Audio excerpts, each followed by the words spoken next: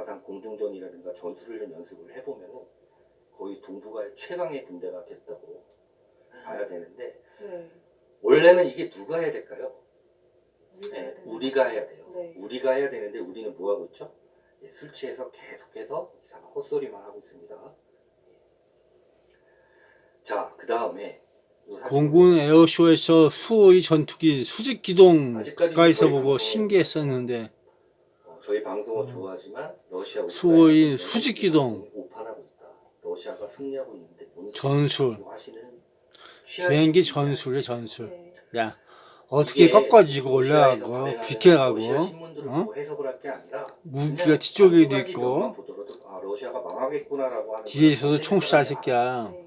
특히 일본은 더 잘 알더라고요. 우리나라보다도. 네. 제가 작년부터 떠들었던 얘기 중에 러시아가 지고 있다는 결정적인 근거는 세계 군사력 2위인 군사 강국 러시아가 20위권 밖에 있는 우크라이나를 상대로 1년째 전쟁을 하고 있다는 것만 보더라도 저 러시아가 지고 있는 겁니다. 전쟁 시작 전에 만약에 전쟁이 발발한다면 보름 이내에 끝난다고 했어요. 근데 보름은커녕 지금 어떻게 됐죠? 수도 키이우조차도 제대로 진입을 못하고 있죠. 네. 그리고 또 하나는 우리는 러시아하고 그렇게 배척하고 있는 게 없는데 일본 같은 경우는 예전에 일본 영토였던 사할린 및 북방 4개 도서를 이제 2차 대전 패전국으로서 러시아한테 뺏겼죠. 여러분들 왼쪽에 보시면 조금 이제 큰 지도입니다. 오츠크의 연안에 굉장히 기다란 사할린 섬이 있고 네. 그 다음에 일본 홋카이도 우측 부시 방향 쪽으로 이제 나머지 3개 섬이 있는데 지금 다 러시아 땅이에요. 일본에서는 지금 어떤 얘기들이 나오기 시작했냐 하면 이렇게 러시아가 힘이 약해지고 조만간 푸틴이 권력을 잃게 될 가능성이 굉장히 높다. 그렇게 되면 러시아에는 지금 3개 권력축이 있는데 하나는 푸틴을 비롯한 KGB 세력들, 네. 그 다음에 또 하나의 세력은 신흥 기업들로 인한 재벌들, 네. 그 다음에 이제 구소련 시대를 살지 않았던 젊은 관료들, 이 세 그룹이 충돌할 가능성이 큰데 그렇게 되면 우랄산맥 동쪽으로 영향력을 상실할 가능성이 굉장히 높다. 네. 이때 일본은 저 잃었던 북방 4개섬을 바로 환수해 와야 된다. 저 4개섬을 환수해 왔을 경우에 이러이러한 경제적, 산업적 이익이 있다. 네. 라는 얘기를 합니다. 이미 그러니까 네. 국가 수준이 이런 데서 나오는 거예요. 일본에서는 저런 것들이 이제 언론 매체에서 이렇게 나오는데 우리는 우파라, 속칭 우파라고 하는 사람들이 러시아가 이기고 있는데 뭔 소리냐. 지금 다음 대리전은 한반도에서 벌어지게 생겼다라고 보통 공산당 국가에서나 할 수 있는 얘기들을 하죠. 그거를 또 믿고. 근데 그런 걸 보면 제가 방송하기가 싫어지는 거예요. 왜냐? 그런 사람들은 절대 제가 설득한다고 바뀌지 않습니다. 네. 근데 이웃나라 일본에 가니까 저런 얘기들이 이제 공식적으로 튀어나와요. 근데 일본 사람도 어떤지 알죠? 강자한테 약하고 약자한테 강해요. 네. 러시아가 강할 때는 어떻게 저 북방 4개섬 반환해주면 안 될까요? 이 정도 얘기를 했지 저렇게 본격적으로 국민들을 상대로 우리는 이제 대비해야 된다는 얘기 하지 않았어요. 이것만 보더라도 아 러시아 이제 끝나가는구나. 피부로 알 수 있는 거예요. 하나를 보면 열을 안다고 이런 점입니다. 자 마찬가지로 여러분들 지금 첫 번째 지도 한 번만 다시 보여주십시오. 예, 여기 보시면 가운데 지도에 이제 아까 이한텐 대표님이 동그라미 쳐놨는데 이제 저희가 오키나와고 오키나와 쪽에서 좌측 하단 쪽으로 2개 또 마크가 있어요. 네. 그 이제 맨 왼쪽 마크가 요로시마 섬이라고 굉장히 작은 섬인데 공항이 있고요. 그 위에 이제 이시가키 섬이라고 저기는 좀 비교적 큰 섬이고 큰 공항이 있습니다. 그리고 저기는 이제 그 공항뿐만 아니라 예전에는 이제 항공자위대, 해상자위대 10기 정도만 가 있던 데인데 지금 일본 본토에 항공자위대 기지들이 미군기들이 전개하면서 포화 상태가 되면서 또 어떤 중공에 의한 대만 위협, 일본 방공 식별망 침범이 잦아들면서 저기까지 지금 항공자위대 전초기들이 내려가 있는 상황이에요. 네. 저 이시가키 섬에서 대만 본토까지는 약 110km입니다. 전투기들이 보통 이륙할 때 한 700-800km 속도로 간다고 했을 때 이륙하자마자 맞닿는 데가 대만이고 예, 저렇게 그 오키나와에서도 채 멀지 않아요. 한 300km 정도밖에 안 되기 때문에 지금 우리나라만 술에 취하고 꿈에 취해서 헛소리들 하고 있고 그렇지 이웃나라 일본은 이렇게 자신과 대치하고 있던 적이 약해진 틈 타고 또 이웃나라 미국과 그 어느 때보다 굳건한 군사 동맹 관계를 유지하고 있죠. 근데 우리는 어땠을까요? 지금까지. 그러게요. 그러니까 망하는 나라와 흥하는 나라는 하나를 보면 열을 안다고 여러분들 우리가 일본하고 지금 한미일이 한마음 한뜻이 돼서 이렇게 합동훈련을 지난 5년 동안 해오고 또 연합전선을 구축했더라면 우리나라 이렇게 됐을까요? 그 다음에 제가 아까 방송 시작 전에 이 대표님한테 뭐라 그랬냐면 빨갱이보다 더 싫은 게 무식한 우파다 라는 얘기를 했어요. 왜? 빨갱이들은 나중에 처벌하면 되는데 이 무식한 우파들 우기기만 하는 사람들은 어떻게 할 수가 없어요. 그리고 남의 방송 본 얘기를 남의 방송에서 하지 왜 여기 와서 합니까? 여기는 여기 나름대로의 커리큘럼이 있고 여기 나름대로의 시각이 있는 건데 5년 내내 제가 부탁을 해도 5년 내내 예, 그러시죠. 5년 내내 와서 그러세요.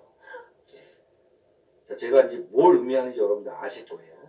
우리나라에는 준비하는 분들이 계실까 모르겠습니다. 이렇게.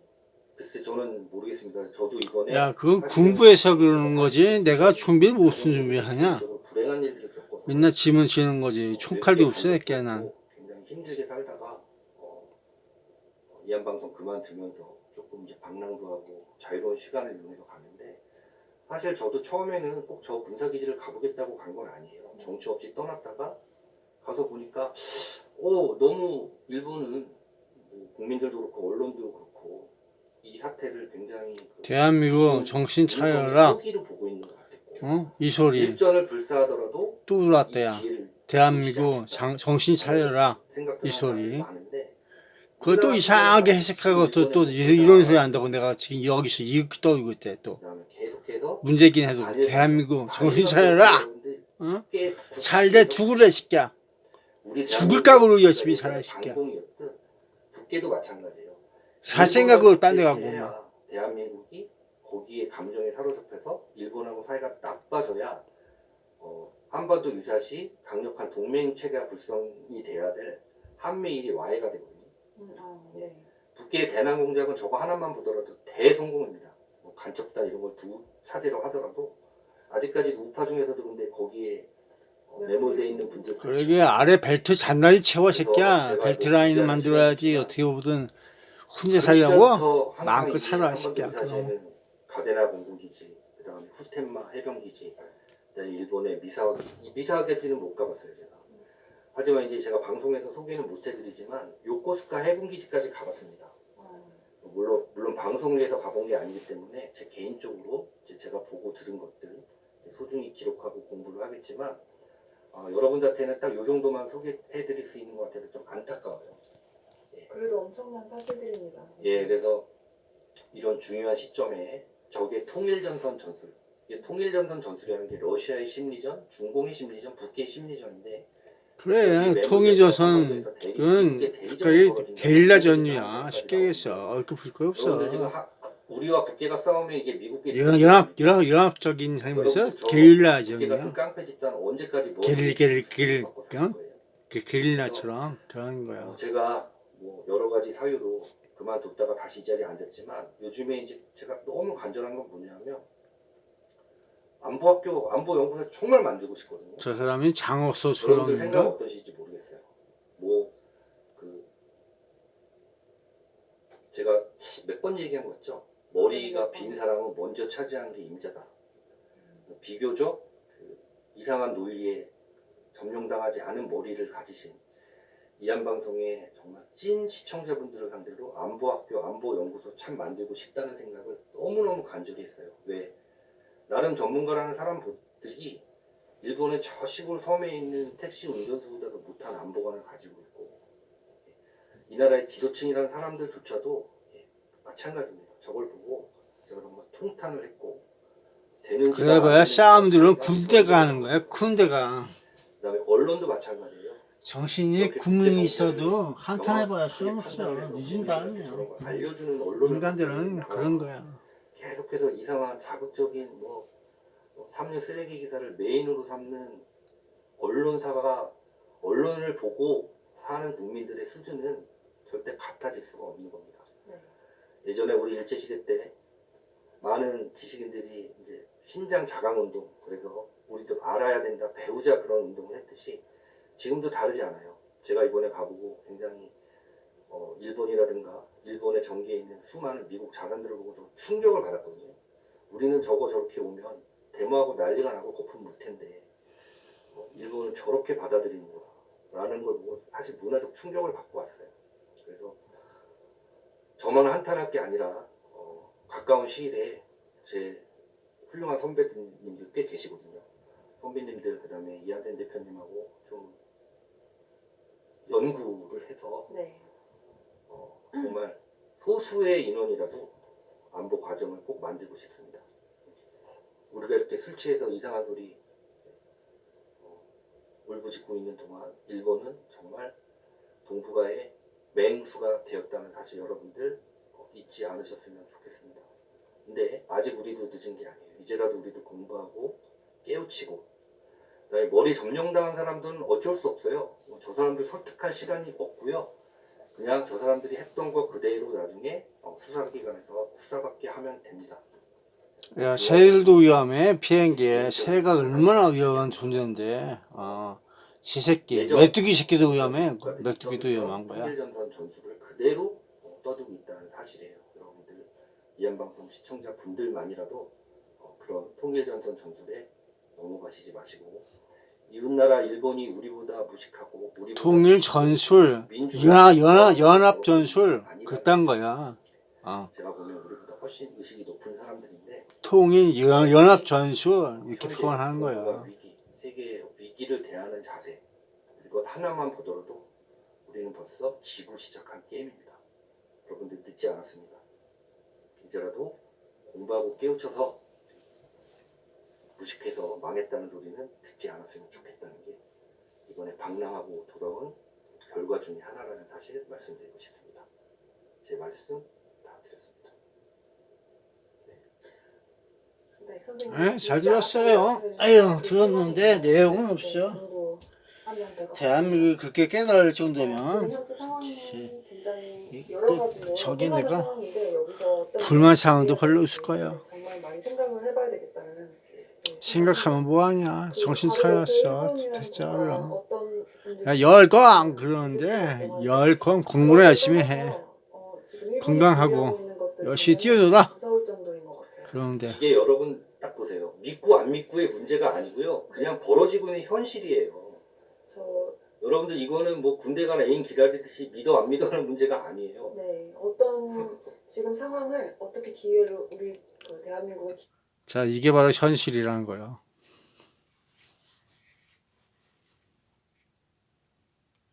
산속의 백마송이는 한라산 같구나. 또 이번 또 어디 갔겠지 또. 이번도 제주도 갔네.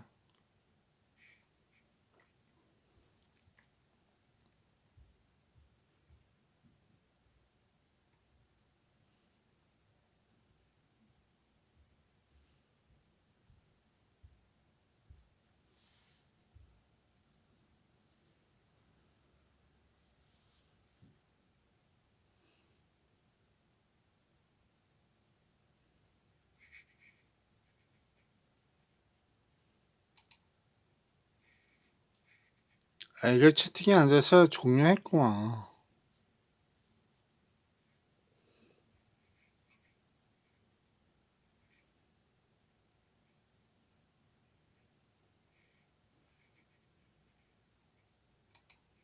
비공개로 됐어. 비공개함. 그러게. 실시간 방송 마무리 중 다른 채팅이 안 쳐진다고 하셨는데 급기야 저도 방송 중 지금껏 보지 못해서 상황. 저 역시 채팅이 임명이 안 되는 빨간 글씨 X자가 구글의 손길과 다른 초유의 사태에 반사적으로 방송을 종료했습니다. 이후 몇 분들이 이메일로 우유를 하셨네요. 휴 모두 일단 수수. 저는 괜찮습니다. 모두 편안한 밤 보내십시오. 비공개할지는 좀 여부를 보겠습니다. 비공개함. 신행조 탐정에서 썼다.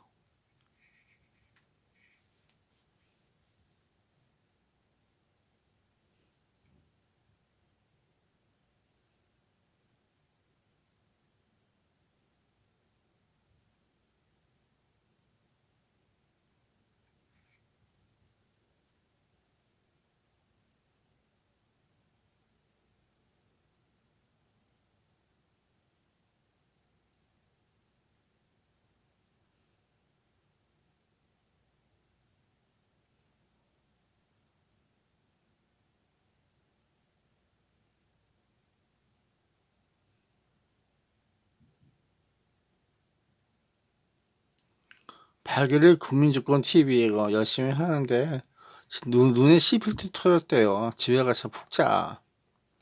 뭐 거기서 밖에서 노숙하는 우한이 하지 말고 시원하게 자고 일찍 나와서 틀고 그러면 되지. 본인 마음이지 뭐. 하거나 말거나. 그게 목숨 거지 마. 뭐 이렇게 목숨 걸 거야 있어. 혼자가 세상 하나. 참. 안 봐도 돼 난. 그건 뭐 보려고 하는. 안 볼 수도 있고 볼 수도 있고 그런 거지 뭐 그거 따가죠.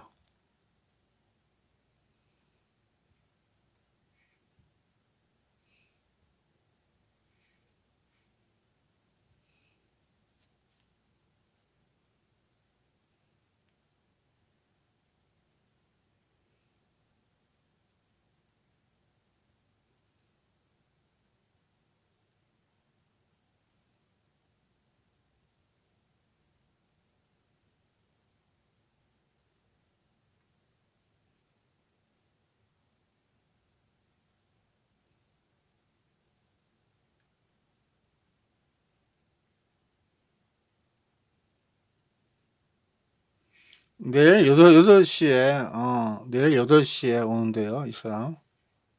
서울에 8시 도착.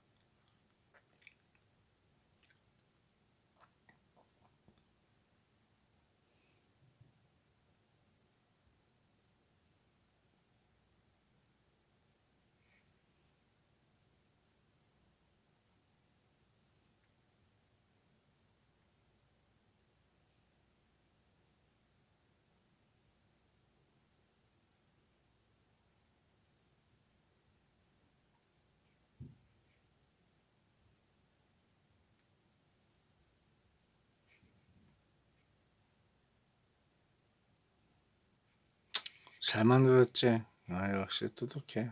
아유. 역시 격이별로. 야, 이렇게 만들기 쉽지 않은데 이렇게 여기서 하이어 이렇게 올 때. 야, 제치 엔진 체크. 싹싹싹 끝내주네요. 참, 나 어렸을 때 가져놓고 싶다. 야, 참 만들어보고 싶었다. 야, 그것만 아니라 난 그런 뜻만 갖고 있는 것도 아닌데 참 내가 참 그래 보고 싶었어. 야, 세상은 시간과 시간이 공백도 모든 길 터져라. 이야, 그런 생각 저런 생각 많이 한다. 실현이 가능한가 실현이 가능한가 실제 테스트 해봐야지 재미난데. 야, 얘는 또 이렇게 됐냐.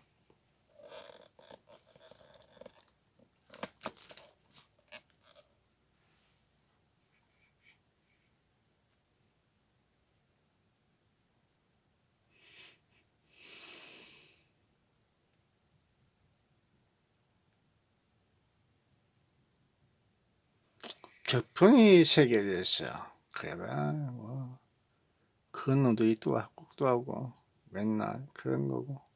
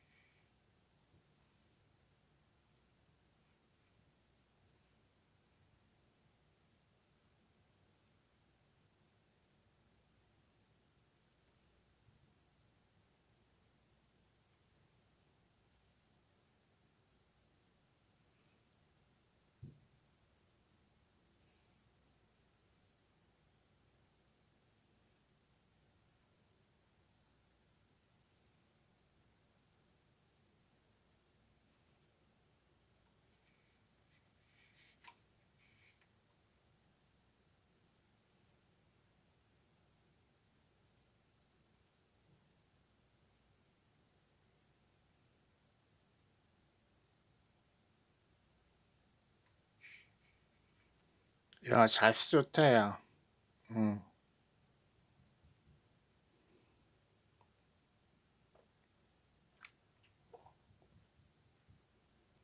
자세 좋아요. 자세 좋아. 다이어리 생든 도이도이. 야, 이거 들고 쭉 간다. 잘했다.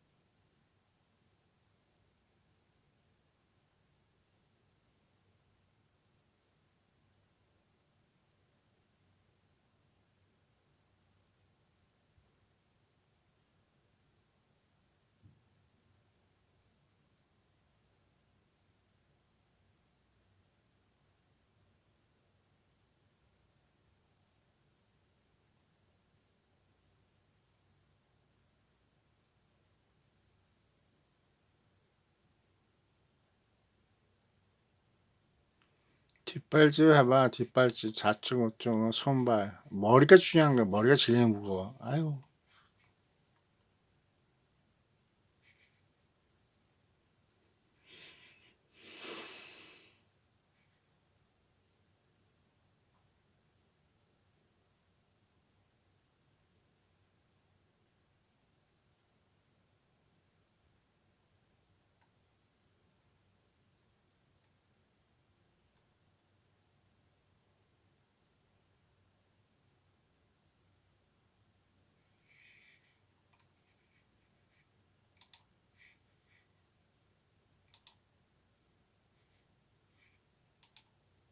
중국에도 몽골이 있어요. 그래서 북몽골만 이제 독립해서 나라이고 남몽골은 중국의 무슨 뭐 자치구 이렇게 되거든요. 거기도 독립해갖고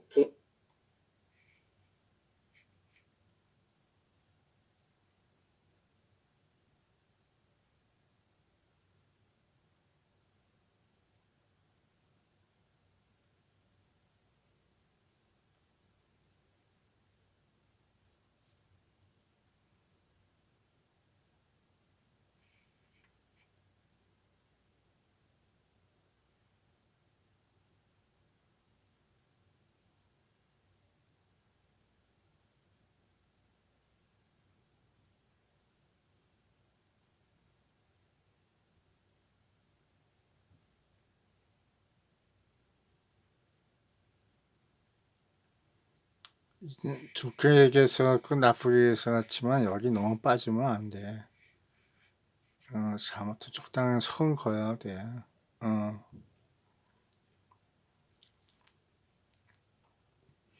안 그러면 별소리 다 해요.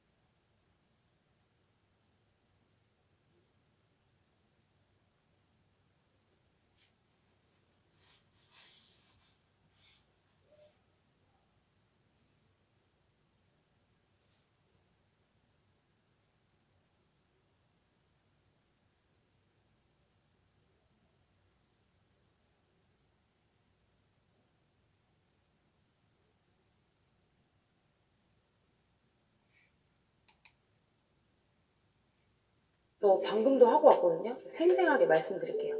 만난 지 2달 된 남친이 있거든요. 근데 시작한 지 1분도 안 돼서 끝내더라고요. 너무 당황스러워서 솔직히 헤어질 생각도 했죠. 그러다가 이거 소문 듣고 일주일 전부터 뿌리고 매일 하고 있거든요. 이거 쓰고 나서는 진짜 미치겠더라고요. 일단 오래 하니까 자세도 여러 가지 할 수 있잖아요.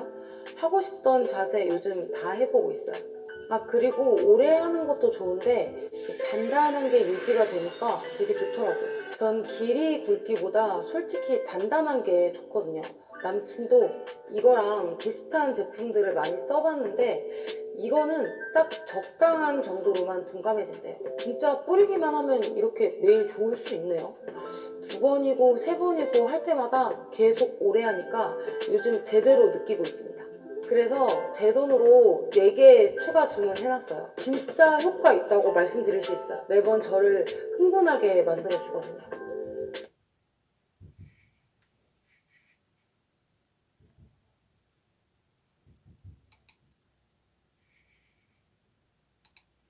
새해 벽두부터 미국과 중국의 항모전단이 남중국해에서 대치 중입니다.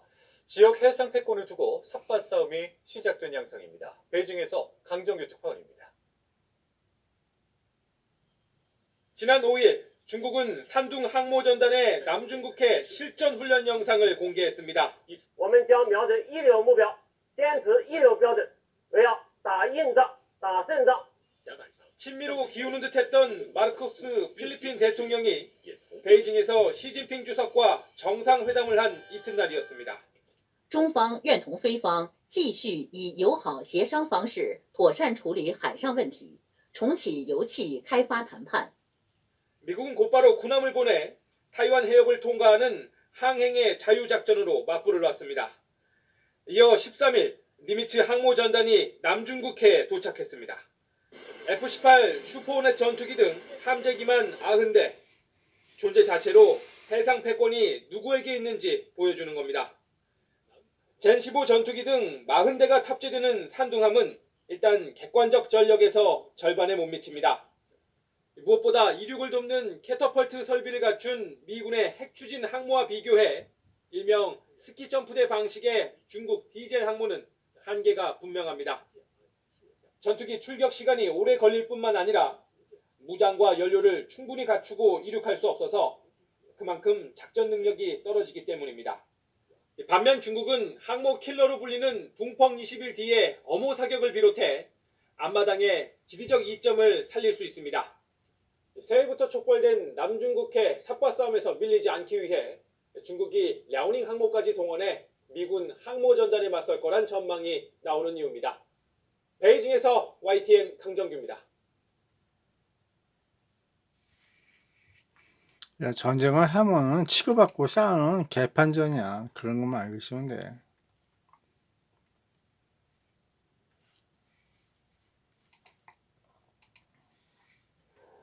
지난 2017년부터 보강공사에 들어간 서울 성산대교. 오히려 공사를 마친 구간 바닥판 곳곳에서 균열이 발견된 사실이 지난해 3월 YTN 보도로 알려졌습니다. 서울시는 부랴부랴 합동조사단을 꾸려 석 달간 정밀점검에 나섰는데 당시 내린 결론은 안전하다였습니다. 균열이라고 하니까 우려하는 입장을 보였는데 저희가 판단한 것으로서는 거의 뭐 큰 문제가 없다. 그러나 서울시가 합동조사와는 별개로 추진한 감사 결과 보고서엔 안전성을 담보할 수 없다는 정반대 해석이 담겼습니다. 감사에서 확인된 성산대교 보수공사 실태는 그야말로 어처구니없는 수준입니다. 먼저 보수공사를 맡은 시공사는 측량도 해보지 않고 바닥판을 만들기 시작했고 이 때문에 최대 10cm까지 아귀가 맞지 않아 튀어나온 부분이 생긴 것으로 드러났습니다. 바닥판에 들어가는 철근도 측정한 14지점 가운데 9개 지점에서 설계도와 달리 성글거나 빽빽하게 배치됐습니다.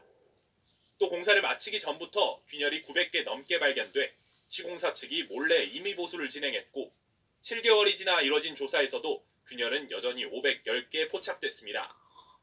보수가 제대로 안 됐거나 균열이 조금씩 늘어나고 있을 가능성 모두 배제할 수 없습니다. 설계부터 시공까지 엉망이었다는 게 감사를 통해 밝혀지면서 시공사와 감리사, 서울시에선 공사 발주부처와 감독부처가 모조리 징계를 받았고 형사고발과 영업정지 처분도 내려졌습니다. 지난해 합동조사단에 참여했던 전문가도 감사보고서 내용에 공감했습니다. 그러면서 안전하다는 조사 결과를 공개할 때도 임시작업대가 있었던 구간에만 적용할 수 있는 설명이라고 분명히 단서를 달았다고 강조했습니다. 정작 균열이 가장 많이 발생한 곳은 조사 대상에서 빠졌는데도